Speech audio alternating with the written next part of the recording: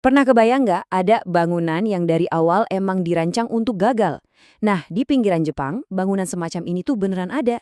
Bukan cuma ada, tapi udah jadi sebuah jebakan struktural warisan dari masa lalu yang sekarang jujur aja nggak punya jalan keluar.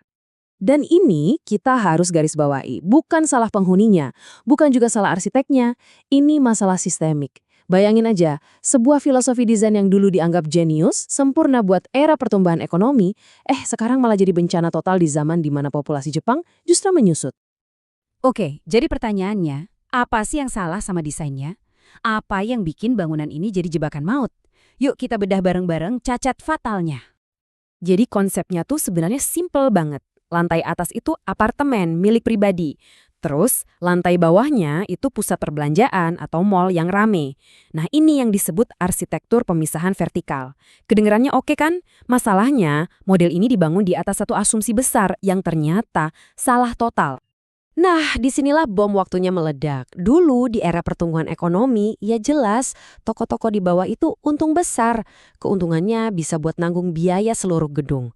Tapi sekarang, di era penurunan populasi, toko-toko itu kosong melompong. Dan mal di lantai bawah itu bukannya jadi penopang, malah jadi jangkar raksasa yang narik seluruh bangunan ke dasar. Oke, mungkin Anda mikir, logikanya kalau lantai bawahnya udah mati, kenapa penghuninya nggak cabut aja? Nah, ini dia bagian yang bikin pusing. Jawabannya rumit, karena mereka itu terjebak oleh hukum dan ya logika ekonomi yang udah bengkok. Dan pertanyaan yang paling logis selanjutnya, ya kan? Kenapa nggak dihancurin aja gedungnya? Beres kan? Sayangnya nggak segampang itu. Justru solusi paling simpel ini dibuat jadi hampir mustahil sama kerangka hukum yang berlaku di sana. Gara-garanya cuma satu. Serius, cuma butuh satu orang buat bilang enggak.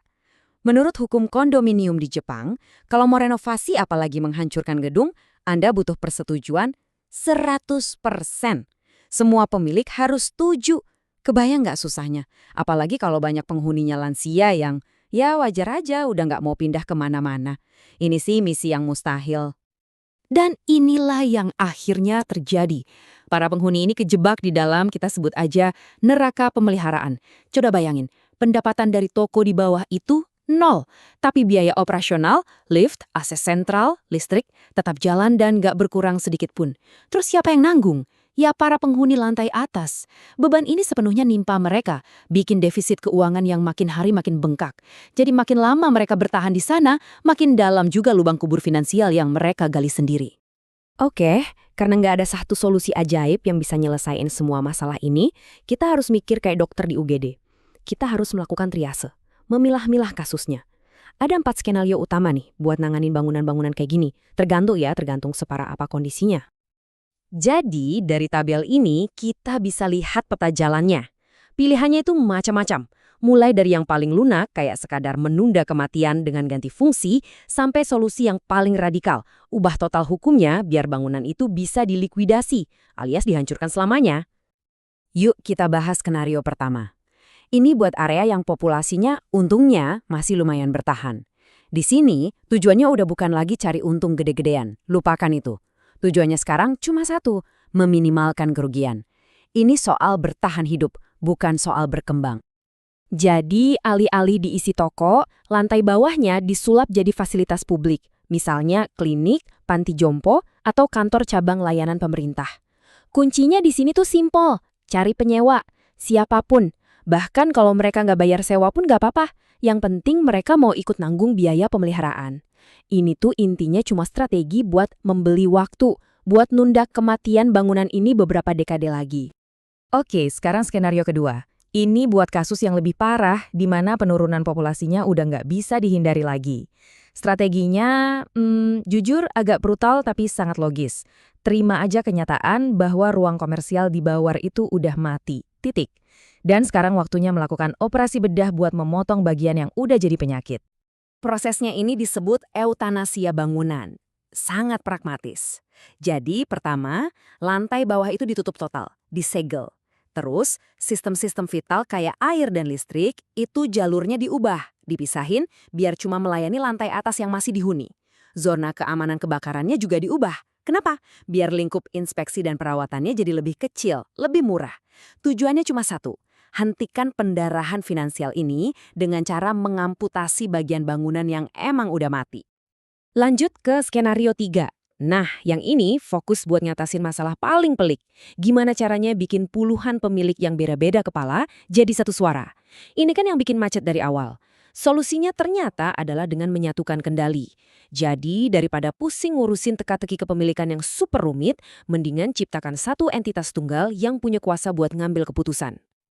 Ada dua cara utama buat melakukan ini. Pertama, pemerintah atau badan publik turun tangan membeli seluruh bagian komersial, jadi pengelolanya tunggal. Cara kedua, lebih finansial. Hak milik para pemilik itu diubah jadi semacam saham di sebuah dana investasi properti atau REIT. Nah, kedua cara ini tujuannya sama persis, ngasih pintu keluar finansial yang jelas buat para pemilik yang udah capek dan pengen pergi. Ini jenius karena mengubah perdebatan emosional yang nggak ada ujungnya jadi transaksi bisnis yang jauh lebih simpel. Tapi, kita harus jujur, 3 skenario yang tadi kita bahas, itu ibaratnya cuma nempelin plester di luka yang menganga.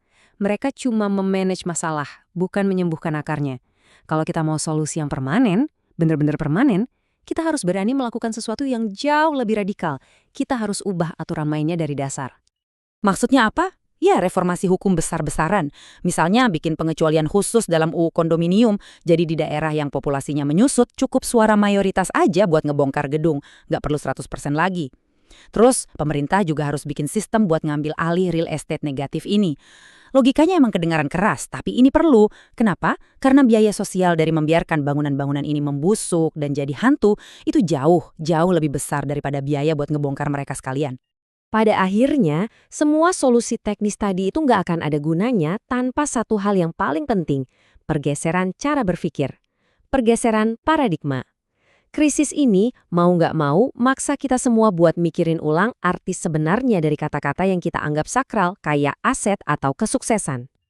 Dan ini dia pergeseran pemikiran yang paling fundamental. Di era penurunan, properti itu bukan lagi aset. Anggaplah properti itu sebagai barang habis pakai, sesuatu yang akan usang. Nilainya bukan lagi diukur dari potensi pertumbuhannya di masa depan, tapi sesimpel, apakah properti itu bisa dirawat tanpa jadi beban buat masyarakat sekitar. Itu aja. Artinya apa ke depannya? Artinya kita harus mulai mendesain untuk pembongkaran. Aneh ya kedengarannya, tapi ini penting. Setiap proyek bangunan baru itu harus punya exit plan yang jelas dari hari pertama. Gimana dan kapan bangunan ini akan dibongkar? Karena satu hal yang pasti, bangunan yang tidak bisa dibongkar itu pada akhirnya adalah utang terburuk, bukan aset. Jadi kalau kita rangkum, nggak ada akhir yang bahagia dan ajaib di sini. Nggak ada. Pilihannya cuma 3 dan semuanya pahit.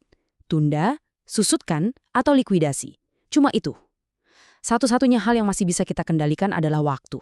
Semakin cepat kita berani menghadapi kenyataan dan ngambil keputusan, ya semakin kecil juga kerusakan yang harus kita tanggung. Dan semua ini membawa kita ke satu pertanyaan terakhir yang mungkin bisa kita renungkan bersama. Desain apa ya dari masa lalu kita yang tanpa kita sadari sebenarnya lagi menjebak masa depan kita sendiri? Kasus ini mungkin berawal dari gedung-gedung di pinggiran Jepang, tapi ini adalah lonceng peringatan buat kita semua tentang betapa berbahayanya terus-terusan membawa asumsi dari era pertumbuhan ke sebuah masa depan yang mungkin akan sangat-sangat berbeda.